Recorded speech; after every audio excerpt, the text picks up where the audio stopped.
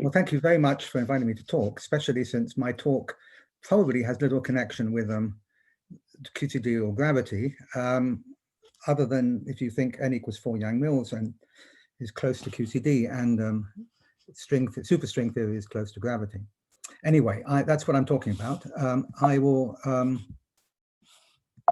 oops, now I've lost everything. Oh, here we are. So what I'm going to talk about is based on some recent calculations that I've done with a bunch of other people who I will mention in a minute, where we've studied in great detail the exact correspondence between aspects of n equals 4 Yang-Mills correlation functions and amplitudes in type 2b string theory. So this is sort of the classic way in which duality is studied in very supersymmetric theories. But the aspects that we've concentrated on have to do with taking a limit in which we include not just the perturbative, but also non-perturbative parts of these amplitudes or correlation functions. So in particular, we've wanted to make manifest the duality symmetries that are properties of both the n equals 4 Yang-Mills, the Monton-Olive duality, and the S duality of type 2b, both of which are SL2Z dualities. So I'm going to talk about the large N expansion of the Yang-Mills theory, and this will make contact with the low energy expansion of the type 2b theory, and in particular, it's on ADS5 cross S5, so it will make contact with not just the flat space limit, but the expansion around the flat space limit. So we'll get information about amplitudes in ADS5 cross S5, including non-perturbative features of those amplitudes. So this work is a work which I've done with the people named here, Shai Chester, Sylvia Pufu, Yifan Wang, and Konkao Wen. We've written a couple of papers using techniques that were pioneered, very, very beautiful techniques, pioneered by 3 of those authors, plus Binder, in an earlier paper. And the basic method involves supersymmetric localization, starting with a Pestun partition function, if you know what that is. And I'll come to that towards the end of this talk. And since this is such a short talk, everything I say will be very telegraphic. But then connected with that, more recently, I and Konkao Wen have studied extensions of the 4-point correlators that we had previously studied to n-point functions, where we can make similarly exact statements about the special class of n-point functions, which in which the U1, there's a bonus U1 symmetry in the n equals 4 theory, and there are the special class of functions which violate the U1 symmetry maximally have some very special features. They're sort of a little bit like the MHV amplitudes in Yang-Mills, in the sense that they have very, very simplifying features. So let me start then by just reminding you about the n equals 4 Yang-Mills. The structure of the n equals 4 Yang-Mills supermultiplet. The one I'm going to talk about is the most basic one, the stress tensor supermultiplet. And this is the list of the states in the supermultiplet. It's a very short multiplet. It's given by this pyramid, which is formed by operating with supersymmetries down 2 types of supersymmetry, the red and the blue, which take you down from the superconformal primary O2 down after 4 steps to the state that I've called the chiral Lagrangian, which is also the level at which the stress tensor occurs. So after that, the supersymmetry terminates. So this is a very short multiplet. And then what I'm going to be discussing are correlators involving operators in this multiplet. And those correlators will be evaluated by knowing something about the Lagrangian. So in what I'm going to describe, it's useful to write the Lagrangian as a combination of the chiral Lagrangian O tau, which is this operator at the bottom left of the multiplet, and its conjugate O tau bar. And I've written the coupling constant in the usual way, I call it tau hat. It corresponds in the string theory that is dual to this to the expectation value of the dilaton, complex dilaton. And the symbol tau hat will occur a lot in this talk. So this theory has been suggested very strongly by Intridigator many years ago to have a bonus U1, what he called a bonus U1 symmetry, which is a broken symmetry which corresponds to an automorphism of the supergroup PSU22/4, which is broken. It's a U1 which is broken to Z4 in the it's a symmetry of the abelian Yang-Mills, but in the non-abelian Yang-Mills, it's broken, as is true in the dual string theory. There's a U1 which is broken to a, it's embedded in SL2Z, so it's broken to a discrete, in fact, Z4 subgroup. And this breaking leads to a pattern of charge violation. And the pattern is as follows: all 4-point functions of these operators conserve the U1. There's no violation. For example, the most basic 4-point function, which I'll talk about later, is the one which involves 4 O2s, and that preserves the U1, as does the other thing I've listed here, which is 2 lambdas and 2 lambda bars. Lambda is a dilatino, is conjugate to the dilatino in the gravity theory. It's a fermionic composite gauge invariant operator. Endpoint correlators, however, when n is bigger than 4, violate the U1 in a rather specific manner. There's a maximum violation of 2 times n minus 4. And in particular, the ones which I'm going to be talking about later are those which violate maximally. Those are the ones which violate by precisely 2n minus 4 units. Now, unfortunately, I can't see the bottom of my slide because I've got your pictures up there. Oh, here we are. Right, so a special feature of these maximal U1, I'm calling these MUV correlators, maximal U1 violating correlators. A very special feature is that they don't have any massless poles, and it's very easy to see that just from the list of operators that I've on that at the top of the screen. Any pole in such an amplitude would factorize into the product of an amplitude which was more than maximally violating. So these amplitudes have no massless poles, which means their low energy expansions have no poles, and they're just contact interactions. So that's what makes them particularly simple. Let me now just remind you about Montagnard duality. So that's duality, that's invariance under a transformation of the coupling constant T hat, which I've shown here in the usual SL2Z transformation. And in this context, it's a duality that takes SL2Z into SL2Z. Sorry, yeah. We're talking about the duality of we're always going to have the gauge group SUN. And as far as the amplitudes are concerned, it takes SUN into SUN. The duality, we're going to be talking about modular forms. These are transformations which take, a modular form has weights W and W prime, but we'll be talking about forms which have the same, have equal and opposite hodomorphic and anti-hodomorphic weights. So W and W prime would be the hodomorphic and anti-hodomorphic weights. But the special class of functions we're interested in are those in which W prime is minus W, and then they transform with a phase, as you can see from this transformation. That's just a definition of a modular form. And these transform with a phase, which is the U1 phase that I'm talking about. And the phase is related to the weight W by, sorry, the charge, the U1 charge is 2W. So the statement is that all half BPS operators, which is in particular the ones I'm talking about in the stress tensor multiplet, are modular forms with these charges. We can define a covariant derivative which changes the charge acting on a modular form of weight W. It transforms it into a modular form of weight W plus 1, and correspondingly the conjugate covariant derivative lowers the W to W minus 1. Examples of modular of functions which transform in this way which are going to be relevant later are, for example, a non-holomorphic Eisenstein series, which is invariant under SL2Z and is given by a well-known double sum which I've shown.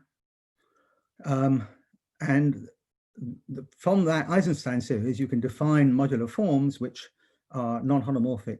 I've called them non-holomorphic Eisenstein modular forms simply by acting with a string of covariant derivatives on the Eisenstein series. So the weight W in the subscript indicates how many derivatives I've made on the Eisenstein series. So now let me just say a couple of words about these maximal U1 violating correlation functions. Examples, I mean, out of very many possible examples, here are a few. There's an example with 4 O2s that I had before, but now with some additional O taus added. Each O tau adds 1 unit to the charge. Sorry, 2 units to the charge.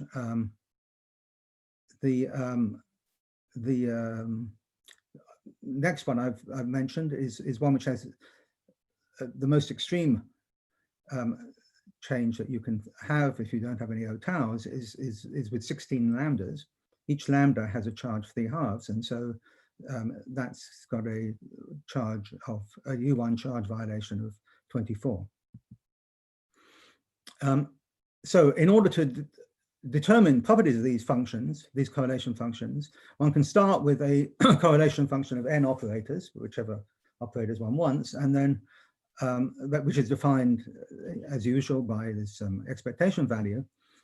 And you can then take a covariant derivative on that, and the covariant derivative will bring down from the action, it will bring down an O tau, which adds an integrated O tau into the correlation function on the right-hand side. And on the left-hand side, I've indicated that you basically, just because of covariance, you get a covariant derivative when you take d by d tau, or tau2 d by d tau, and that the covariantization of the ordinary derivative comes about when you take account of the fact that each operator has a tau2 dependence, and I'm normalizing these operators in a standard way. They're proportional to tau2 hat. And also when you bring down O tau, you've got to integrate it through all the other operators. And when you do that, you've got to be very careful, because in addition to the usual OPEs, which you get when you have operators which are separated in position, such as the second term in that in the third equation there in point 3, the first term is a contact term. There are contact terms that you have to take into account, and those contact terms contribute to the inhomogeneous part of the covariant derivative. So the lesson here is that firstly, there are contact terms, which when you integrate the delta functions give you constants. And the second lesson is that the OPE between O tau and OJ will in general give you a contribution from any half BPS state that there is in that OPE, but there's a special class of BPS states, which we call chiral, well, we're following other people, which are ones which are in the diagonal. So I've redrawn the multiplet here, and I've indicated on the left-hand diagonal there are states which are given by successive red supersymmetry transformations, and those I've called the chiral subset. And if you take a correlation function with those operators, then the half BPS, there are no half BPS states in the overlap with O tau, in the operator product expansion with O tau. So that simplifies the OPEs. And it's for that reason that when you do the integral over O tau, you basically don't get any poles in the amplitude, in the dual of the correlation function. The special features of these chiral correlators, these are correlators with these chiral operators, are as follows. A chiral correlator, which I call GN hat, with n chiral operators, can be factorized. You can take out a prefactor, which contains all the information about the species of operators, leaving just X as the arguments in what I've called script G. So you can factor out the quantum numbers to do with the SU4 flavor group, for example. And that script G which depends on X, and that contains all the dynamics which is relevant. I mean, it's a universal factor. It doesn't depend on which particle, which operators you're talking about. And then there's a statement I made before that for this particular, for an OJ is one of these chiral operators, then there is no OPE which gives another OJ prime, because, well, that's just not possible. And for that reason, these G's are correlators which are dual to amplitudes in ADS 5 cos 5, which only have contact interactions. I thought it was a bit less than 5 minutes left. Less than 5 minutes. No, give me 5. I give you 5. So, okay. So then you can, this recurrence relation I had before, which was for the full correlator, soft, what I call the soft recurrence relation. It's soft because you're integrating O tau over all Z. It's like taking zero momentum in the dual theory. That becomes a similar relation for the script G, and you can then expand at large N. Here I've used C, which is n squared minus 1/4. But in the large N limit, that means the large C limit, you can have an expansion in powers of N, basically, which indicated by the alpha in the superscript. And each term in that expansion has an expression which is a function of the coupling constant, which is a modular form, multiplied by a kinematic factor. There's a kinematic basis, which I call capital A, and there may be several different terms for each alpha, which so little m is a sum over all possible kinematic forms. And this, if you did a Mellin transform of this correlator, you would find some expression for an amplitude in terms of Mandelstam variables in ADS 5 cos S5, which I'm not going to talk about. So the initial papers that we wrote with the other people that I mentioned earlier were based on a localization argument, which I'm not going to have time to go through, of course. So let me just flash through this. Starting with a Peston partition function for the n equals 2 star theory, which you can then take a limit of to give the n equals 4 theory. You consider some derivatives on the log of that partition function, and that gives you the correlation function. And you can look at the large N expansion and look at the results up to any order. This is up to the order, which is conjugate to d to the 6th r to the 4th, which is the highest order, which is BPS in the string theory. And the results, I'm just flashing them in front of you just to show you them, involve modular functions that I mentioned before. The Eisenstein series for the leading term, the next term has another Eisenstein series, and the third term has another modular function, which is not an Eisenstein series, but has become well known as a coefficient in string theory at the order d to the 6th r to the 4th. So these terms are corrections to r to the 4th, d to the 4th r to the 4th, and d to the 6th r to the 4th, which involve, amongst other things, terms which are, this isn't just a low energy expansion, but it's a large radius expansion when you translate this into ADS language.